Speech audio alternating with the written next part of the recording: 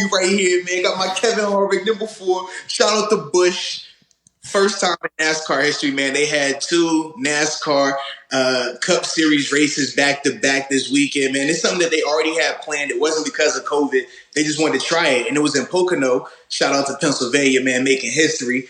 But boy, man, he did his thing, man. Two races. He won the race on Saturday, and then got second place on Sunday. It's funny because Denny Hamlin, who was the guy who won on Sunday, he actually got second place on Saturday as well. So we literally flip-flop back to back. And of course, both of us have, now he has 4 wins on the season, and my boy he's sitting at 3 right now. So, but we still winning the Cup. I was going to say, he's still in first. He's got to be still in first, right? Yeah, in first right now. So it's definitely good, man. But dude, it was an exciting race, man. Pocono, they call it the oh my goodness, the something triangle. It's like a triangle course because they only have 3 corners where your traditional tracks will have 4 corners. But man, it was awesome, dude. Like, you seeing the crashes taking place, the speed they were playing with, man, or racing with, excuse me. And it was just intense, man, the whole time. And I know Sunday, that race in particular, because of the weather, it was questions in terms of whether they would either be able to finish the race or not.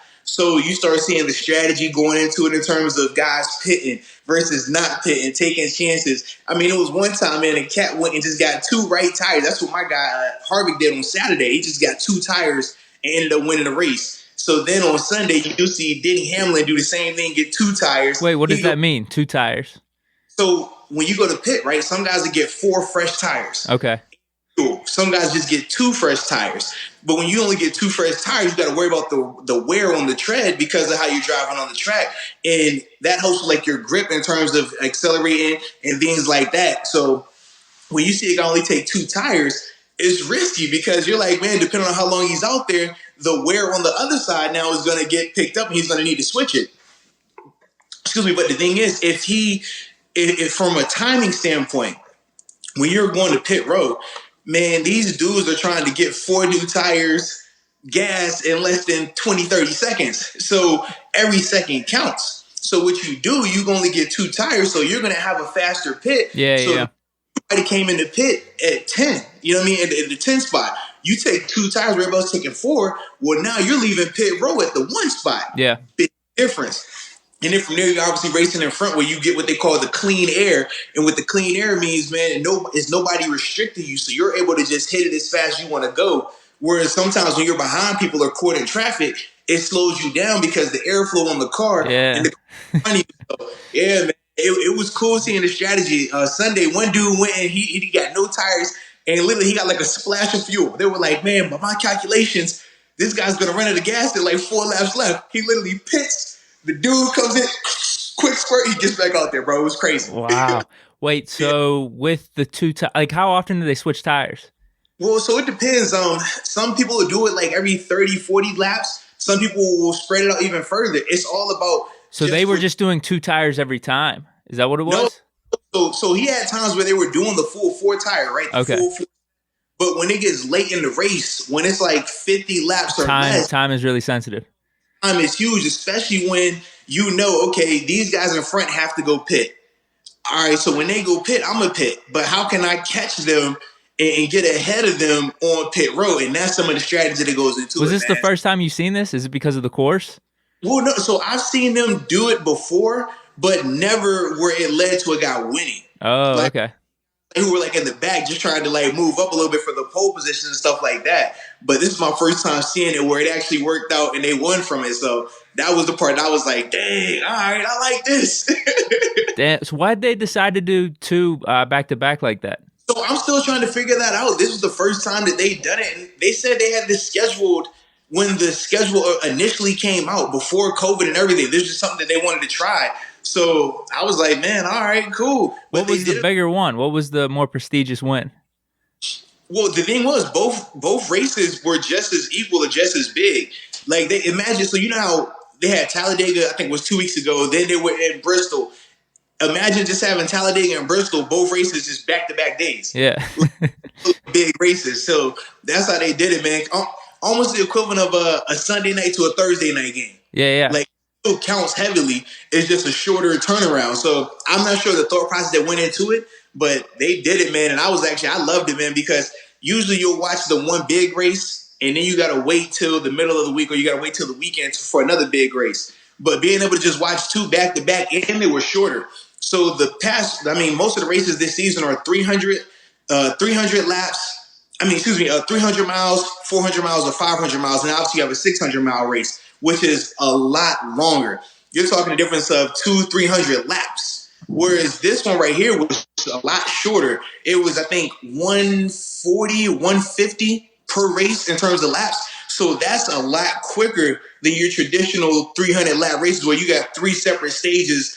Oh, this stage is 100 laps. That stage is 110 laps. You know what I mean? So for me, that part I enjoyed a lot more because from an attention span standpoint, you don't have to sit there for just a crazy long time. Now, obviously, Sunday we did because of the weather, but if weather is fine, I mean, you can get that race done in a couple of hours tops. I was going to say, how many hours are you committing to these races? Because from my standpoint, growing up, a lot of my cousins, distant cousins, they loved NASCAR, and I never really understood it.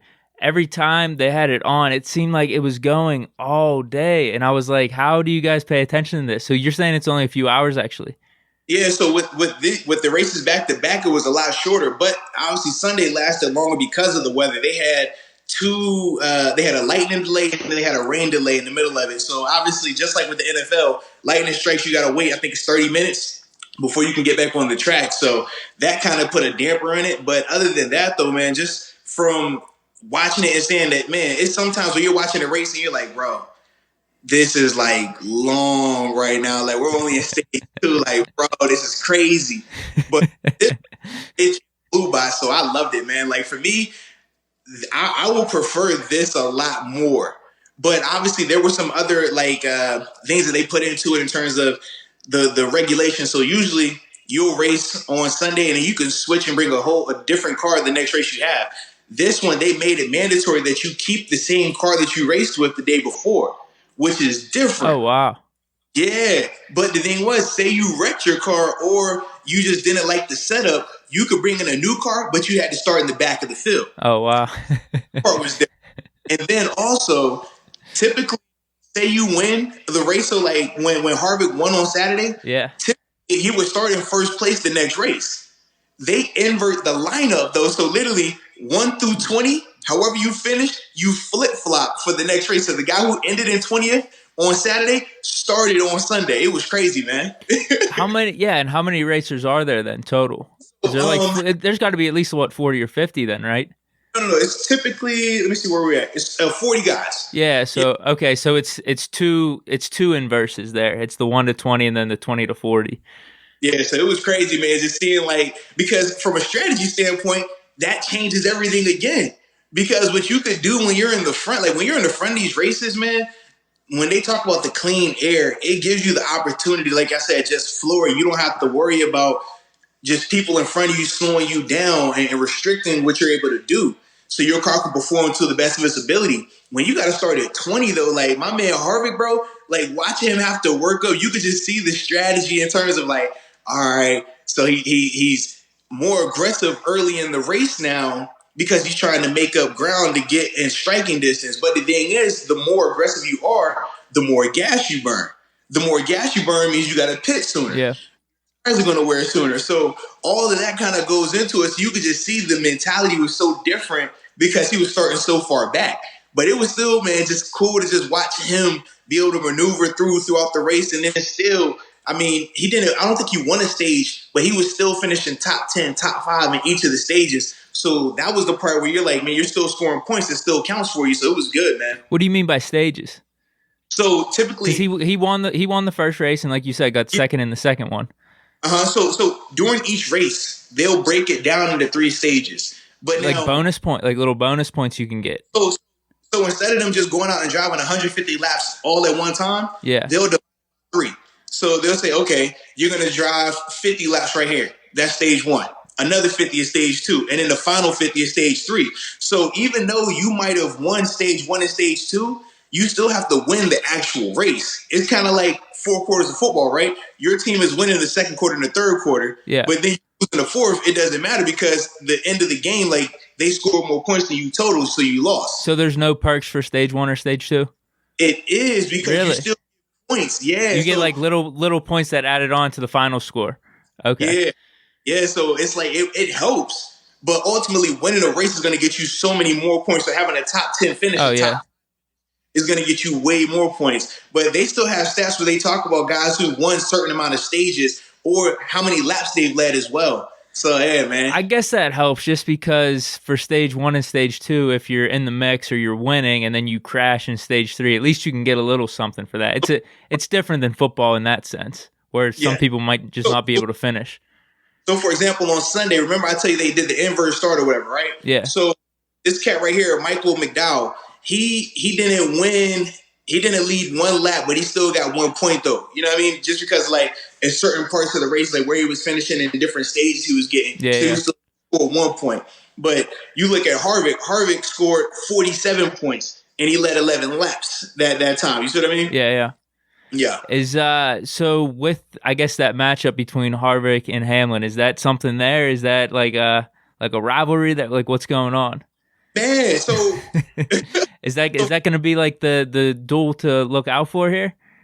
man, so from my understanding, dude, obviously Hamlin is having a crazy season this year. Like this could be, and excuse me, when I said 47 points for the whole season, Yeah. I need to correct that. But they were still scoring points for that race. But when you're talking about Hamlin and Harvick, both of them dudes have been going crazy all year. This is probably Hamlin's best chance at winning a championship this year, just because of how well he's done.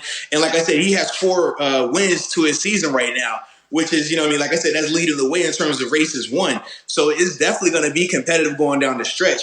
And this is cool, man, because like you have the different storylines. Obviously, we talked about it, Jimmy Johnson, who this is his last go around, his farewell tour, and he's still doing good. But for Harvick, he's still trying to prove that even though he's an older driver, man, he still can hang with these cats and stuff like that. So I definitely think it's something that we're going to see going forward a lot more, man, in terms of them two really battling it out, man. When's the season over?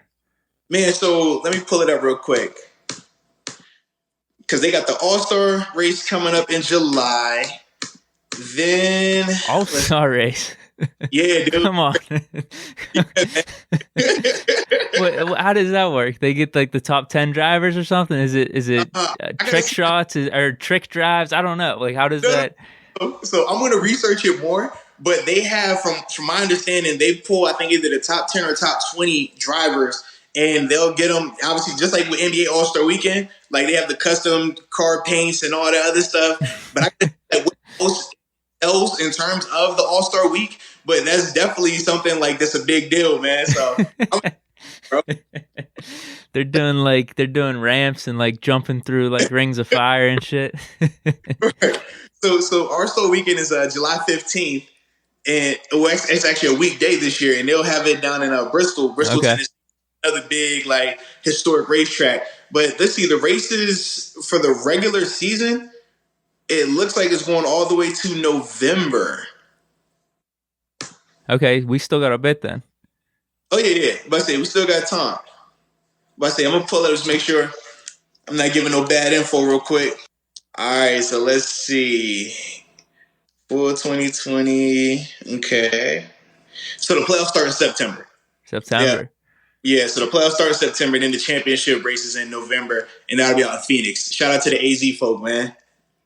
So you were right. That was your initial reaction. So you're good. Yeah. You're good. November though, yeah, you still got a ways away. So that'll be exciting then. At least you got like the two main guys that are going back and forth right now. And it seems like Hamlin, like you said, this would be his first championship if he won it. Yes. Yep. Like this is something like a major in golf. Like you got to get this. It's one of those things you really want on your resume whenever you're 60 or 70 years old. Say that you did it. But Harvick already has one, so he's playing with house money a little bit here. So what I'm looking at right now, so the point standings for the whole season, Harvick is at number 1, Hamlin number 5, but literally from 5 to the 3rd spot, it's a difference of what, 8 points. Hamlin's been hit or miss then. So look at Hamlin's 4 points out of 4. Yeah. 8 points out of 3rd. The guy sitting at 2nd is at 529. Hamlin's at 506. So it's not far off at all. That's literally, he can get that within a race or two. You know what I mean? Just depending on how these guys finish in front. And now Harvick's at 581 in terms of having the lead. So he has a pretty decent lead right now, but he still has to make sure he's finishing top 10, top 3, because even if he finishes at 10, but Hamlin is finishing third for like consecutive races, like that could be enough to catch him. So that's why it's important that even if you're not winning, you still got to be finishing up in the top, man. Harvick, it seems like Harvick's feeling it though. Oh yeah, he's hot. He's hot right now, bro. Yeah, this just might be his year. Yeah, it's the power of the hat too, man. Ever since I caught my hat, bro, he's money. I'm just throwing it out there, Dude, bro. that is a clean hat. Appreciate him. I went with the old school nostalgia look, big logos on me. You know what I mean? That's a real clean hat. NASCAR might be underrated in terms of their gear too, honestly. Bro, I saw a meme. They call it like the pit vest or whatever. Man, so it's not as heavy as the jacket. Yeah, it's kind of like a windbreaker. Yeah, but it's like a cool little get up, man. I was looking, I'm like, bro, that might be next.